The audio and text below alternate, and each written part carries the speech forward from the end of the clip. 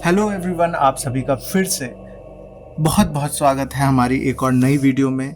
आज हम doctor Joseph Murphy की पुस्तक आपके अवचेतन मन की शक्ति या फिर the power of your subconscious mind के एक और सुंदर टॉपिक को समझने वाले हैं, जो कि है इच्छा ही प्रार्थना है। अब ये क्या हमें समझना है और डॉक्टर जोसेफ मर्फी हमें क्यों बता रहे हैं यहाँ पर हमारी इच्छाओं के बारे में, प्रार्थनाओं के बारे में? क्योंकि पहले वो हमें विश्वास दिला रहे हैं, क्योंकि जब तक हमें विश्वास नहीं होता कि हाँ मेरी भी इच्छा पूरी हो सकती है, तो तब तक हम आगे बढ़ ही नहीं सकते। तो वो हमें बता रहे हैं कि प्रार्थना है क्या, इच्छा क्या है, तो जो हम धीरे धीरे समझ रहे हैं, ताकि हम पहले चैप्टर के लिए, अर्थात आपके अंदर निहित खजाना, जो एक इम्पॉर्टेंट चैप्टर है, इसके लिए तैयार हो सके। और अगर आपने लास्ट वीडियो नहीं देखी तो कृपया करके उसे ज़रूर देख लीजिएगा, क्योंकि वो एक ऐसी टॉपिक थी जहां से हमने पहले सिद्धांत को जानना शुरू करा था। क्योंकि यहाँ हम नियम सीख रहे हैं, सिद्धांत सीख रहे हैं, रूल सीख रहे हैं, तो पहली वीडियो में हमने वो सिद्धांत जाना था जो बहुत ही महत्वपूर्ण था। उसको मिस ना कीजिएगा, क्योंकि वो एक बीज है, उसी से आगे चलकर वृक्ष बनेगा और उस पर जो फल चाहिए वो आपको मिलेगा, जो चाहिए वो आप पालेंगे। तो आइए शुरुआत करते हैं। डॉक्टर जोसेफ मर्फी कह रहे हैं, हर एक व्यक्ति अच्छे स्वास्थ्य, प्रसन्नता, सुरक्षा, मानसिक शांति और सही अभिव्यक्ति की कामना करता है, लेकिन बहुत से लोग स्पष्ट रूप से परिभाषित परिणाम प्राप्त करने में असफल हो जाते हैं। देखिए वो कितनी सुंदर, कितनी सरल बात कह रहे हैं। वो कह रहे हैं हर एक व्यक्ति, जो क्या हम आगे बढ़ने से पहले बस जस्ट इतना समझ लें कि प्रार्थना तो हर एक व्यक्ति कर रहा है, हर एक व्यक्ति चाहता है उसका स्वास्थ्य ठीक रहे, पर क्या हर एक व्यक्ति का स्वास्थ्य सही रहता है क्या? आप सोचिए, क्या आपका स्वास्थ्य सही है क्या पूर्ण रूप से? क्या माता पिता का स्वास्थ्य सही है क्या? क्या मृत्यु होने तक क्या हम बिल्कुल स्वस्थ रह पाते हैं क्या? प्रसन्नता, हम सोचें कि धन हो जाए तो क्या जिनके पास धन है वो प्रसन्न है क्या? हम, या फिर हम यही सोचें कि स्वस्थ हो जाएंगे तो जो स्वस्थ है क्या वो प्रसन्न है क्या? सुरक्षा, हम सुरक्षा की भावना ही हमारे हृदय में नहीं रहती, हम सुरक्षित ही महसूस नहीं करते, तरह तरह के भय हमें सताते रहते हैं। मानसिक शांति, मानसिक शांति की तो बहुत ज्यादा अभाव है। हम देखते हैं इस कारण से दुनिया में कितना कष्ट है, क्योंकि लोग मानसिक रूप से शांत नहीं हैं। और सही अभिव्यक्ति की कामना करता है, लेकिन बहुत से लोग स्पष्ट रूप से परिभाषित परिणाम, जो भी वो चाहते हैं, क्या वो उन्हें मिल पाता है? नहीं मिल पाता, वो असफल हो जाते हैं। कौन व्यक्ति है जो बीमार होना चाहता है फिर भी बीमार होते हैं? कौन व्यक्ति है जो निर्धन अपना जीवन व्यतीत करना चाहता है फिर भी होता है, वो निर्धनता के साथ अपना जीवन व्यतीत करता है? कौन व्यक्ति है जो अपने बच्चों को सुरक्षित जीवन, सहज जीवन, एक अच्छा जीवन, अच्छी जीवन शैली देना चाहता है? तो क्या हर किसी के बच्चों को वो सुख मिल पाता है क्या? जस्ट हम सोच कर देखें, नहीं ना। तो डॉक्टर जोसेफ मर्फी हमें वही समझा रहे हैं और वे आगे बता रहे हैं, हाल ही में एक विश्वविद्यालय के प्रोफेसर ने स्वीकार किया कि मुझे पता है कि यदि मैं अपने मानसिक स्वरूप को बदल दूं और अपने भावनात्मक जीवन का आयाम बदल दूं तो मेरा अल्सर फिर नहीं होगा। लेकिन मेरे पास कोई तकनीक, प्रक्रिया या ऐसा कुछ करने का तरीका नहीं है। देखिए, ये जो विश्वविद्यालय के जो लोग होते हैं, रिसर्चर होते हैं, ये जो प्रोफेसर होते हैं, वो बहुत कुछ रिसर्च करते रहते हैं। अब एक इंपॉर्टेंट बात ये है कि ये जो विश्वविद्यालय के प्रोफेसर हैं, ये कह रहे हैं कि मैं अपने जीवन के भावनात्मक जीवन के आयाम बदल दूं और मानसिक रूप से जो मेरी विचारधारा है उसको बदल दूं।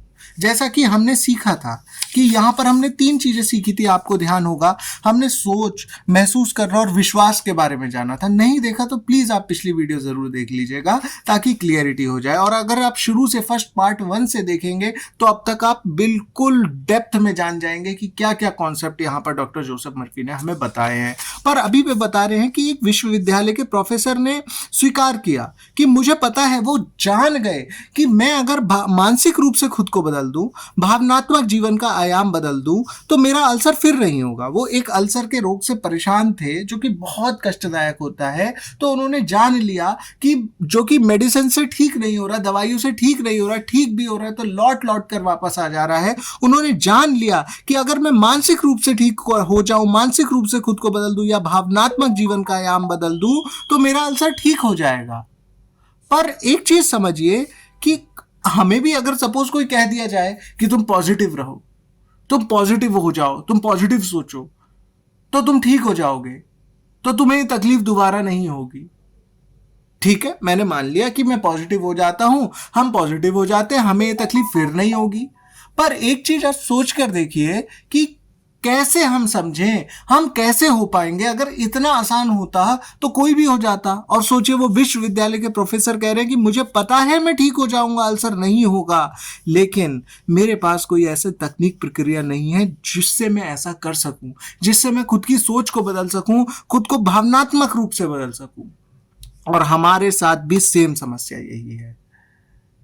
हर एक व्यक्ति धन कमा सकता है, हर एक व्यक्ति अपना हर सपना साकार कर सकता है, स्वस्थ हो सकता है, बॉडी बिल्डिंग कर सकता है, बड़े से बड़ी जो भी जीवन के आयाम है उनको छू सकता है, उन इंसानों तक पहुंच सकता है। पर हमें समझना है कि हमें वो तकनीक का पता होना चाहिए। और ये जितने भी बड़े बड़े लोग हैं, चाहे वो बड़े बड़े सिंगर हों, चाहे वो बड़े बड़े साइंटिस्ट हों, चाहे जिन्होंने बहुत सारे ओलंपिक्स में गोल्ड मेडल जीते, उनके पास कुछ तो विशेष जरूर है।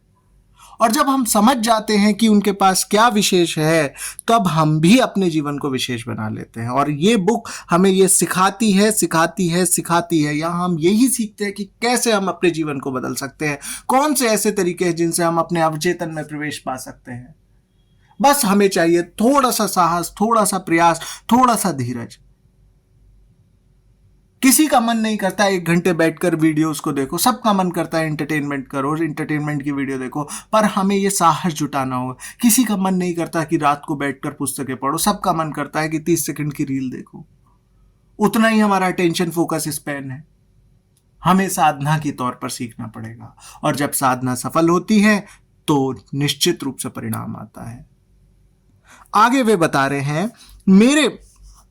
मेरा मन मेरी कई समस्याओं पर आगे पीछे होता रहता है।